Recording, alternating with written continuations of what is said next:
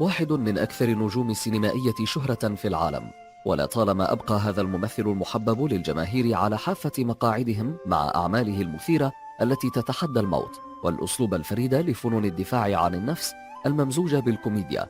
واليوم سنتعرف معا على قصة صعود هذا النجم الساطع، والتي لم تكن سهلة على الإطلاق، فقد تطلبت ساعات طويلة من العمل الشاق وكسر كل عظمة في جسمه تقريبا.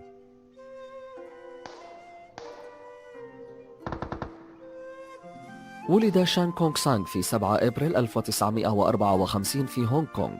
والده ووالدته لاجئين من الحرب الأهلية الصينية، وقد كان يلقب بباو باو، وتعني قذيفة المدفع بالصينية.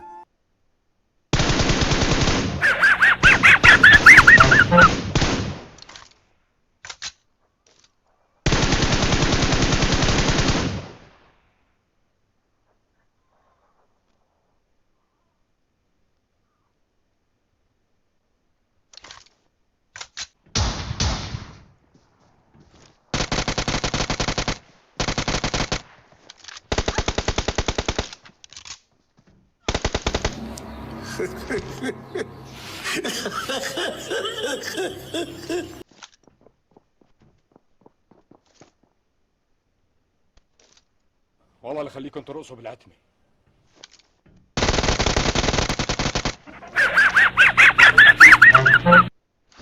لك نام يا اخو صباطي، اسمع. نام وسفر لي اختك على الهادي، الا اسويك الليله خال ولادي. نعم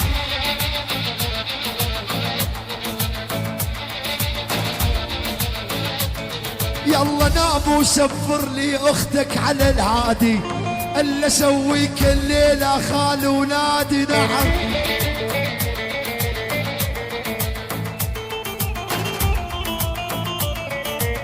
نام وسفر لي اختك على اسطنبول، بدي اعلمها تشرب بيره وريد بول. نعم